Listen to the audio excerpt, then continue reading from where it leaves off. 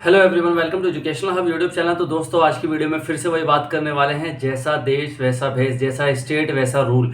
दोस्तों, अभी मैंने एक वीडियो डाली थी बिहार की, जिसमें मैंने बताया था कि जो 6 to 8 की जो वैकेंसी है उसके अंदर डीएलएड और जिन लोगों ने ग्रेजुएशन कर रखी है और सीटेट का पेपर 2 है वो एलिजिबल है। तो मेरा एक बेसिक सा कॉन्सेप्ट था कि जो डीएलएड वाले एलिजिबल हैं तो डीएड स्पेशल वाले भी एलिजिबल होंगे। मगर एक बहुत बड़ी बात खुलकर आई है। एक जो हमारे सब्सक्राइबर हैं सतीश यादव, उन्होंने कमेंट किया और मैं उस कमेंट को अप्रिशिएट करता हूं, यानी कि मैं अपनी गलती स्वीकार करने के लिए वीडियो बना रहा हूं कि उन्होंने बताया कि अगर आप सीटेट पेपर 2 का नोटिफिकेशन देखेंगे एलिजिबिलिटी क्राइटेरिया का, तो उसमें डीएलएड जनरल वाले तो कर सकते हैं मगर डीएड स्पेशल वाले नहीं कर सकते। तो मुझे लगा कि ऐसा कैसे हो सकता है। फिर मैंने नोटिफिकेशन देखा तो वाकई में वो ठीक थे। तो दोस्तों, ऑटोमेटिकली सी बात है कि भाई, जब सरकार, एक बात बताओ, जब सरकार एक रूल ला रही है कि भाई डीएलएड जनरल वाले तो दे सकता है सीटेट का पेपर 2, तो डीएड स्पेशल वाला क्यों नहीं दे सकता, जबकि डीएड स्पेशल वाला डीएड जनरल के इक्विवेलेंट होता है। तो ये थोड़ा सा रूल रेगुलेशन में उलझ जाता हूं मैं, और मुझे लगता है कि इससे जब मैं ये बातें आपको बताता हूं तो मेरा मतलब होता है जानकारी देना। मेरा मतलब कभी भी किसी को गुमराह करने का नहीं होता है। सेम सा एक केस और हुआ था अभी चंडीगढ़ में, जो जनरल पीआरटी की वैकेंसी आई थी उसके अंदर सीटेट मांगा गया, मगर जब स्पेशल एजुकेटर की वैकेंसी आई 96 तो उसमें सीटेट नहीं मांगा गया, नोटिफिकेशन में भी नहीं मांगा गया, जब आप फॉर्म फिल करेंगे तो भी नहीं मांगा गया। तो मैंने कहा कि भाई सीटेट तो मांगा जाएगा, क्योंकि दिल्ली में जब स्पेशल एजुकेटर को रखा जाता तो सीटेट के बिना रखते ही नहीं है। यूपी में जो वैकेंसी आई है 683, उसमें भी सीटेट मांगा गया है। तो चंडीगढ़ में कैसे हो सकता है ऐसा। तो दोस्तों, मगर चंडीगढ़ में ये है रूल कि चंडीगढ़ में भाई जो सीटेट वाले हैं उनके साथ में भी एक फाइनल एग्जाम होगा, उसके बाद मेरिट लगेगी और ज्वाइनिंग दे दी जाएगी।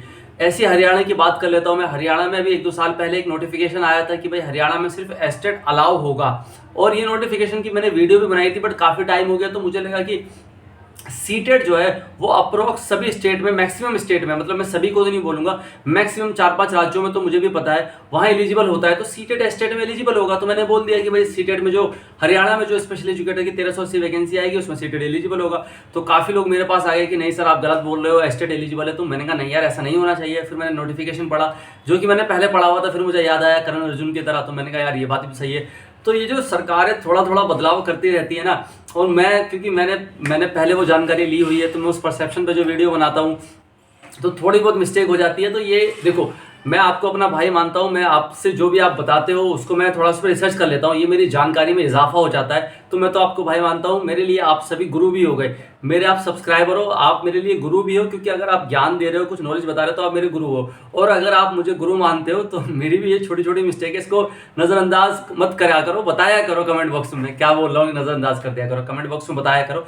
बस बताने का थोड़ा लहजा ठीक रखा करो। जब आप थोड़ा सा नेगेटिविटी के साथ बताते हो तो थोड़ा सा मुझे रूड लगता है, इसलिए मैं थोड़ा उस पर कटाक्ष करता हूँ। जैसे कि सिंपल सी बात है, आप बोल सकते हैं कि सर आप जो बता रहे हैं वो ऐसा नहीं है, अभी आप दोबारा देख लीजिए सर, ऐसा ऐसा हो गया है। तो मैं देख लेता हूँ। अब कोई बोलता है अरे मेंटल हो रहा है क्या, गलत जानकारी दे रहा है, तो फिर थोड़ा सा बुरा लगता है। तो इसीलिए बाकी ठीक है, ऐसी जानकारी देते रहो। तो अभी जो क्लियर बात इस वीडियो में करने वाले हैं कि भाई जो बिहार में जो टीचर वैकेंसी आएगी 6 to 8 की, उसके अंदर जो ग्रेजुएशन चाहिए डीएलएड के बाद, डीएलएड के साथ या डीएलएड के बाद ग्रेजुएशन चाहिए, तो सीटेट पेपर 2 चाहिए, तो वो एलिजिबल तो है। मगर डीएड स्पेशल वाले ऑटोमेटिकली एलिजिबल नहीं होंगे, क्योंकि डीएड स्पेशल वाले सीटेट पेपर 2 दे ही नहीं सकते, तो वो तो बाहर ही हो गए। तो सिर्फ 9, 10 और 11, 12 को फोकस में रख के चलना है। और बाकी जब 1 से 5 और 6 से 8वीं की स्पेशल एजुकेटर की 7,500 वैकेंसी आएगी, उसकी चर्चा हम बाद में करेंगे। लास्ट वीडियो जिन जिन लोगों ने देखी है उन लोगों तक ये वीडियो पहुंचनी चाहिए। तो जितने अभी ये वीडियो देख रहे हैं इसको सब्सक्राइब कर दो। इस वीडियो को कुछ नहीं करना, सिर्फ सब्सक्राइब करना है। इसमें थोड़ी सी मैंने जनरल बातचीत करी है। और चंडीगढ़ में फिलहाल जो है सीटेट नहीं मांगा गया है, तो जो चंडीगढ़ का फाइनल एग्जाम होगा वही मेरे हिसाब से उसी के बेस पे मेरिट बन के आपका सिलेक्शन हो जाएगा। और हरियाणा में स्टेट ही मांगा जाता है अभी तक, मगर मुझे लगता है कि हो सकता है इन फ्यूचर ऐसा हो सकता है कि हरियाणा में जो वैकेंसी आएगी उसके अंदर मॉडिफिकेशन हो जाएगी। मेरा मानना है, कोर्ट ने मना कर दिया, सरकार ने मना कर दिया, मगर मेरा मानना है कि ऐसा हो सकता है, क्योंकि रूल रेगुलेशन थोड़ा चेंज हो जाते हैं। अगर आप लोगों का मानना है कि सर ऐसा नहीं होगा, स्टेट ही रहेगा, तो आपकी जीत है। बिल्कुल स्टेट ही रहेगा, मगर मेरा थोड़ा सा मानना था। बाकी चलो आज के लिए इतना ही, मिलते हैं नेक्स्ट वीडियो में।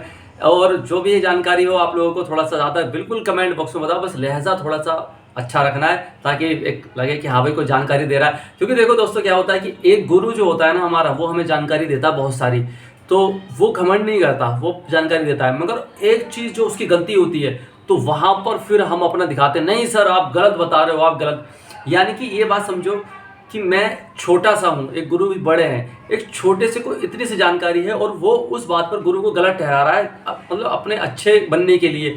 तो ये थोड़ी सी एक समझ का अभाव होता है, मगर जब हम धीरे धीरे बढ़ते जाते हैं तो हम समझ जाते हैं। पहले मेरे अंदर भी ये चीज़ थी, मैं भी गलती निकालता था और बहुत ज़ोर शोर से गलती निकालता था, मगर अब धीरे धीरे समझ में आ गई गलती हर इंसान से होती है। तो दोस्तों आज के लिए इतना ही, मिलते हैं नेक्स्ट वीडियो में। Thank you all of you, keep watching, keep loving, keep supporting educational hub YouTube channel.